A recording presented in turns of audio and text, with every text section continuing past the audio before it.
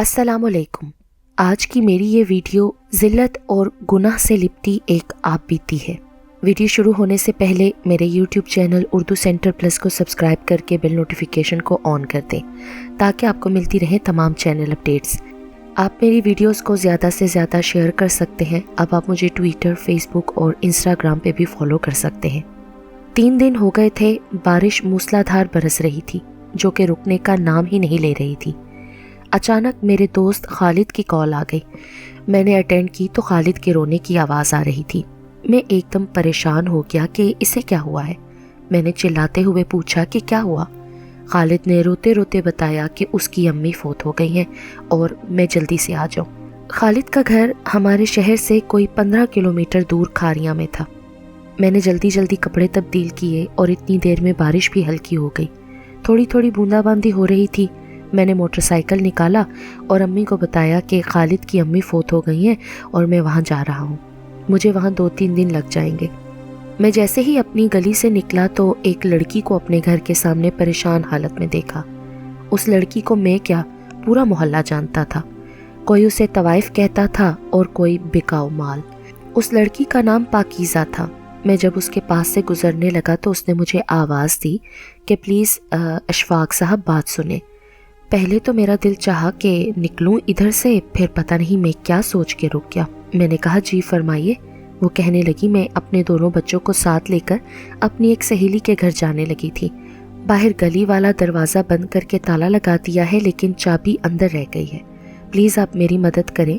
मैंने उससे कहा कि मैं इस वक्त बहुत जल्दी में हूँ। कहने लगी प्लीज़ मेरी मदद कर दें। मैंने गली के एक बच्चे को दीवार के सहारे उस घर के अंदर उतारा। ताले की चाबी अंदर टेबल के ऊपर रखी थी। उस लड़के ने चाबी बाहर फेंकी। बाहर का ताला खोलकर लड़के को बाहर से निकाला और चाबी पाकीज़ा के हवाले करके खुद अपने दोस्त खालिद के घर पहुंच गया। उस मौके पर मुझे अपने अब्बा जान की शिद्दत से याद आई जो हमको रोता हुआ छोड़कर बहुत दूर चले गए थे। कुल वगैरह करवा कर मैं वापस आ गया। एक दिन मैं बाहर निकला तो मुझे पाकीज़ा का खाविंद मिल गया। मेरे साथ बातें करने लगा। बातों बातों में उसने मुझे कहा कि तुमको एक लड़की का नंबर देता हूँ। मैंने कहा नहीं यार, मुझे नहीं चाहिए।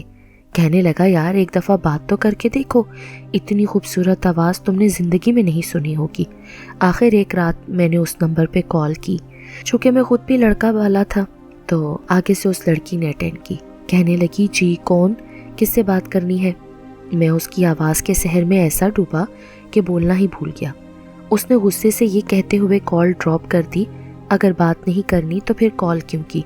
कुछ देर बाद उसने मुझे कॉल की तो मैंने अटेंड ना की। फिर मैंने कॉल अटेंड की। उसने सलाम किया, मैंने सलाम का जवाब दिया तो कहने लगी पहले आपकी कॉल आई थी पर आपने बात करना गवारा नहीं की हम गरीबों से। मैंने कहा ऐसी कोई बात नहीं। आपका नाम क्या है और आप कहाँ रहती हैं। मेरा नाम पाकीज़ा है। उसने मेरे फिर मोहल्ले का नाम लिया। उसका नाम और अपने मोहल्ले का नाम सुनकर मुझे तो झटका सा लगा क्योंकि पाकीज़ा तो मेरी गली में ही रहती थी जिसको मैं जानता था। मैंने पूछा आप किस गली में रहती हैं। उसने मेरी वाली गली का नाम लिया। फिर मैंने उससे इजाज़त मांगकर कॉल ड्रॉप कर दी। मैं सोचने लगा कि पाकीज़ा के खाविंद ने मुझे अपनी ही बीवी का नंबर क्यों दिया था। पाकीज़ा के खाविंद का नाम परवेज़ था।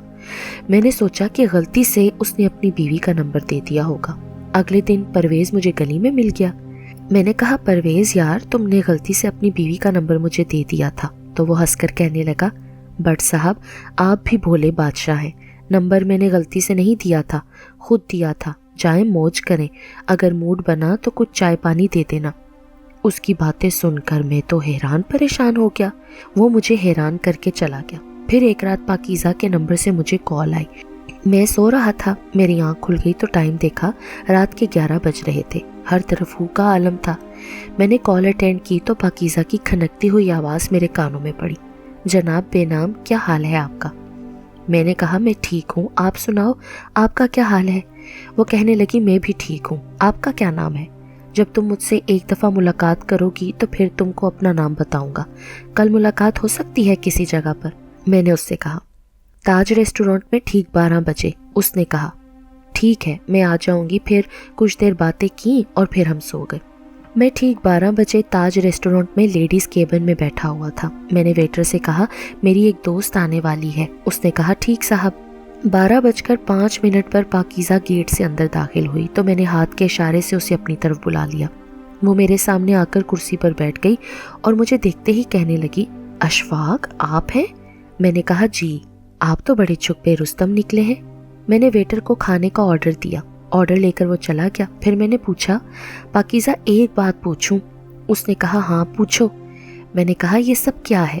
تمہارے خاوند پرویز نے مجھے تمہارا نمبر دیا کہ اس سے گپ شپ لگاؤ، موج کرو، اگر موڈ ہو تو چائے پانی دے دینا، اور سبھی لوگ یہ کہتے ہیں کہ پاکیزہ ایک طوائف ہے۔ اس نے کہا ہاں اشفاق، یہ سچ ہے کہ میں ایک طوائف ہوں، میں یہ کام شوق سے نہیں کرتی۔ میرے خاوند نے مجھے دھمکی دی ہے کہ اگر تم ایسا نہیں کرو گی تو میں تمہیں طلاق دے دوں گا۔ اچھا، اس کے ساتھ تمہاری شادی کیسے ہوئی؟ اتنی دیر میں ویٹر کھانا لے کر آیا، کھانا رکھ کے وہ چلا گیا۔ میں نے پاکیزہ سے کہا پہلے کھانا کھاؤ، بعد میں باتیں کرتے ہیں۔ کھانا کھانے کے بعد پاکیزہ نے اپنے لفظوں میں کہانی شروع کی۔ اخبار میں زیادہ تر تو وہ خبریں چھپتی ہیں نا جن میں چسکا ہوتا ہے، لیکن عورتوں پر جو ظلم ہو رہا ہے اس کے بارے میں کبھی کسی اخبار نے نہیں لکھا۔ میری 3 بہنیں تھیں، بھائی کوئی نہیں تھا، میں سب سے بڑی بہن تھی، مجھ سے چھوٹی 3 بہنیں تھیں۔ ہمارا گھرانہ نہ اتنا امیر اور نہ اتنا غریب تھا۔ میرے ابا کی موٹر سائیکلوں کی ورک شاپ تھی، دکان پہ 3-4 لڑکے کام کرتے تھے۔ ایک دن دروازے پر دستک ہوئی، میں دروازے پر گئی تو باہر ایک لڑکا کھڑا تھا۔ اس کے کپڑے کالے سیاہ تھے، ہاتھوں پہ بھی کالک لگی ہوئی تھی، ہاتھ میں سبزی والا شاپر بیگ تھا۔ لڑکا کافی خوبصورت تھا۔ اس نے کہا میرا نام جواد ہے اور میں آپ کے ابو کی ورک شاپ سے آیا ہوں، استاد جی نے یہ سبزی بھیجی ہے۔ اس نے سبزی والا شاپر میری طرف بڑھایا، میں نے شاپر پکڑنے کے لیے اپنا ہاتھ آگے کیا تو میرا ہاتھ بے دہانی سے اس کے ہاتھ سے جا ٹکرایا۔ اس کے ہاتھوں کی کالک میرے گورے گورے ہاتھ پہ لگ گئی۔ جلدی سے شاپر بیگ پکڑ کر میں اندر آ گئی اور اپنے ہاتھ پہ لگی کالک کو دیکھنے لگی جو جواد کے ہاتھ سے لگی تھی۔ وہ کالک مجھے بہت اچھی لگ رہی تھی۔ جواد کالک سمیت میرے دل میں اتر گیا۔ میں اس کے بارے میں سوچنے لگی۔ جواد بھی بہانوں سے ہمارے گھر کے چکر لگانے لگا۔ ہماری محبت دن بدن پروان چڑھنے لگی۔ پھر میں جواد کو باہر ملنے لگی۔ ایک دن جواد نے مجھ سے کہا پاکیزہ میں تم سے شادی کرنا چاہتا ہوں۔ میں تو چاہتی ہی یہی تھی۔ اس نے مجھ سے کہا تم گھر سے آ جاؤ، ہم کسی اور شہر میں جا کر اپنی زندگی کا آغاز کریں گے، اور گھر سے آتے وقت کچھ روپے اور اپنا زیور بھی لے آنا، کیونکہ اس زیور پر صرف تمہارا حق ہے اور میں بھی اپنے ساتھ روپے لے آؤں گا۔ میں نے کہا ٹھیک ہے، کل میں 12 بجے ریلوے اسٹیشن پہ پہنچ جاؤں گی، تم بھی پہنچ جانا۔ اور میں دوسرے دن ریلوے اسٹیشن پر تھی۔ تھوڑی دیر بعد جواد بھی آ گیا۔ جواد گھر سے 2 ٹکٹ لے آیا، گاڑی آئی، ہم گاڑی میں بیٹھ گئے۔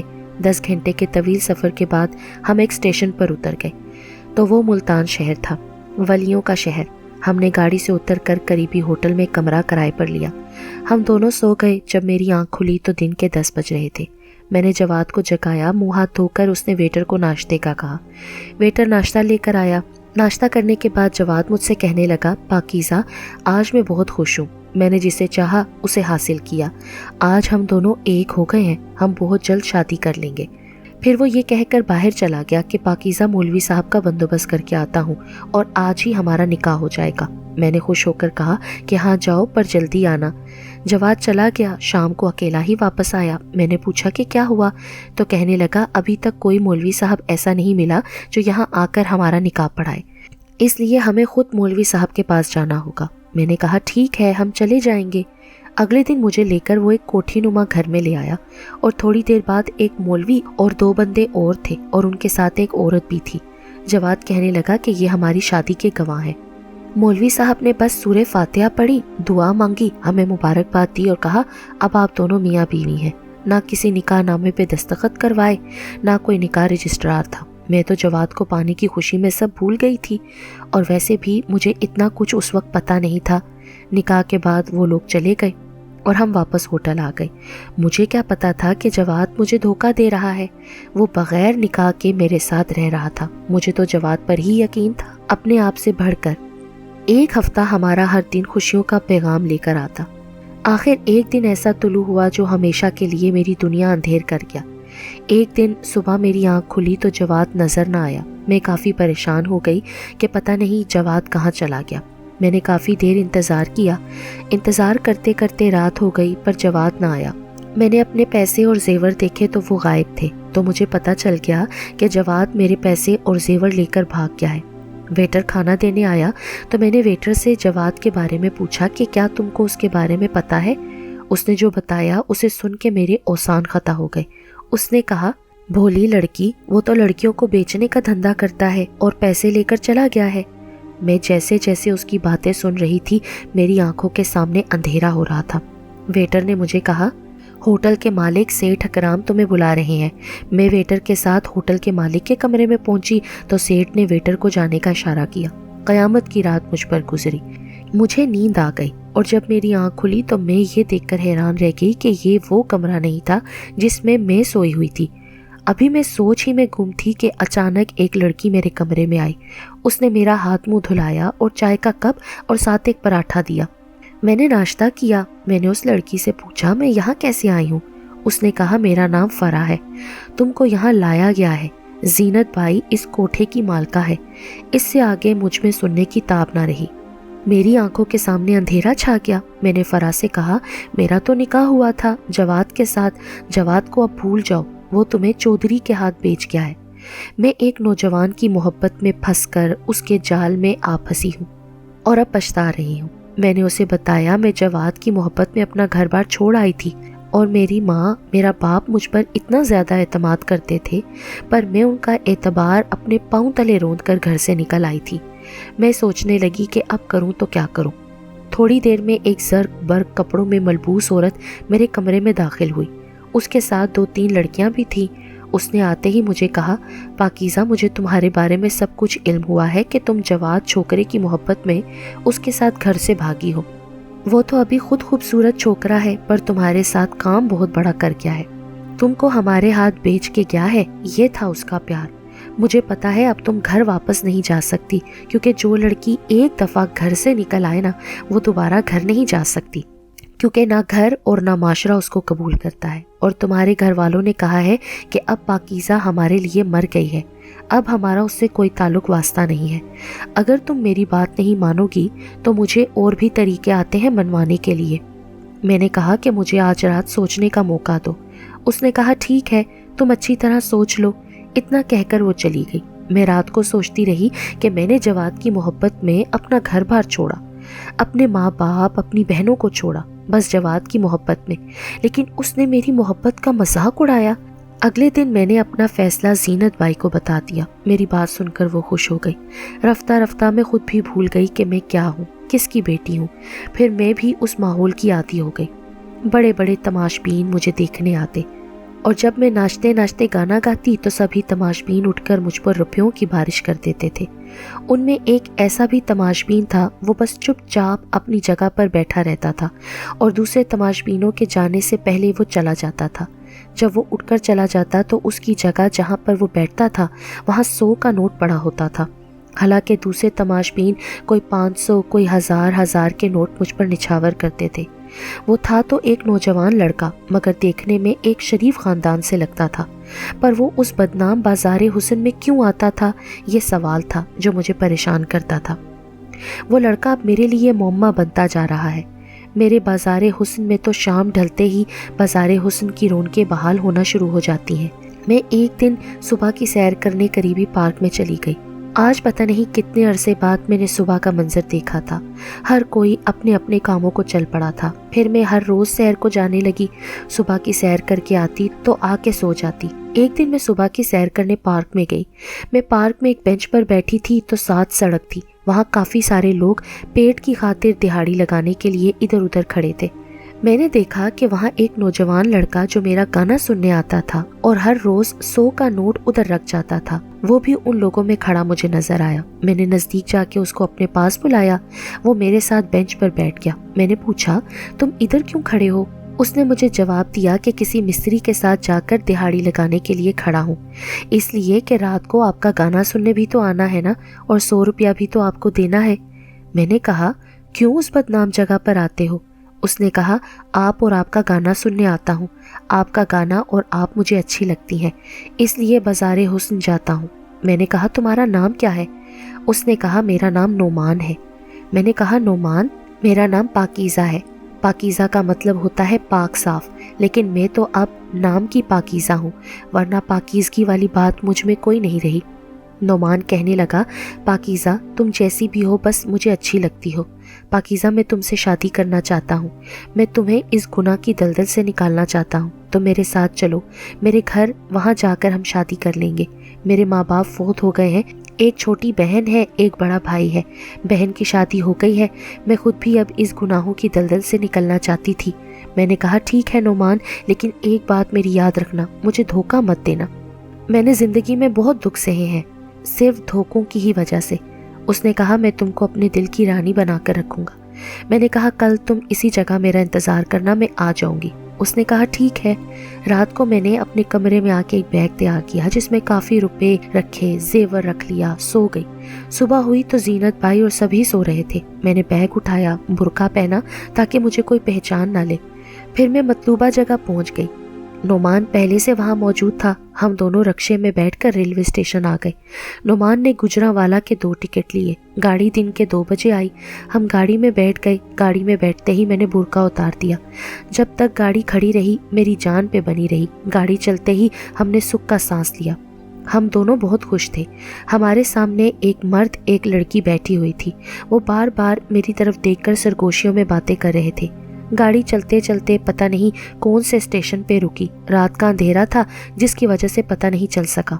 نعمان چائے لینے کے لیے گاڑی سے نیچے اترا تو چائے کا سٹال ٹرین سے ذرا دور تھا۔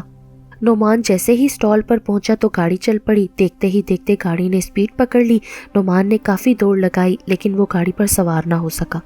میں بہت پریشان ہو گئی اور میں نے اونچی آواز میں رونا شروع کر دیا۔ اس آدمی اور لڑکی نے مجھے دلاسا دیا۔ وہ بندہ کہنے لگا میرا نام پرویز ہے، یہ میری کزن ہے اور ہم کراچی سے آ رہے ہیں۔ میں نے جھوٹ بولا کہ وہ میرا کزن تھا، ہم گجرانوالہ جا رہے تھے کہ نعمان گاڑی میں سوار نہ ہو سکا۔ وہ مجھے کہنے لگی آپ فکر نہ کرو، جب گجرانوالہ آئے گا تو ہم آپ کو بتا دیں گے۔ میں سوچ رہی تھی کہ اب میں کدھر جاؤں گی۔ مجھے پھر نیند آ گئی۔ جب میری آنکھ کھلی تو گاڑی ایک اسٹیشن پہ کھڑی تھی، وہ گجرات کا اسٹیشن تھا۔ میں سمجھی کہ ابھی گجرانوالہ آگے ہے۔ اتنی دیر میں پرویز نامی شخص اور وہ لڑکی بھی جاگ گئے۔ گجرات اسٹیشن کو دیکھ کر وہ کہنے لگے کہ گجرانوالہ کا اسٹیشن تو گزر گیا، ہم سو گئے تھے، ہمیں پتہ بھی نہ چلا۔ اور وہ لڑکی کہنے لگی میرا نام شکیلہ ہے، ہمارا شہر لالا موسیٰ ہے، تم ہمارے ساتھ ہمارے شہر لالا موسیٰ چلو، بعد میں ہم تم کو خود تم جہاں کہو گی چھوڑ آئیں گے۔ میرے پاس کوئی اور ٹھکانہ بھی نہیں تھا رہنے کے لیے۔ میں نے کہا ٹھیک ہے۔ ہم لالا موسیٰ اسٹیشن پر اترے۔ پرویز نے رکشے والے کو ایک محلے میں چلنے کو کہا۔ محلے کا نام میں نہیں بتاؤں گی۔ پرویز اور لڑکی جس کا نام شکیلہ تھا مجھے ایک گھر میں لے آئے۔ جس گھر میں آئے وہاں کوئی اور نہیں تھا سوائے ایک بوڑھی عورت کے، پرویز کے بقول کہ وہ اس کی ماں ہے۔ میں نے رات وہاں بسر کی۔ اگلے دن شکیلہ چلی گئی۔ دن پہ دن گزرتے گئے، 6 ماہ کا عرصہ گزر گیا۔ ایک دن پرویز نے مجھ سے کہا پاکیزہ کیا تم مجھ سے شادی کرو گی؟ میرا آگے پیچھے تو کوئی تھا نہیں۔ میں نے پرویز سے شادی کر لی۔ پتہ نہیں پرویز کا کیا کاروبار تھا، مجھے نہیں بتاتا تھا۔ ایک دن رات کو میری آنکھ کھلی تو پرویز اپنے بستر پر نہیں تھا۔ میں اٹھی کہ دیکھوں کہ وہ کہاں گیا۔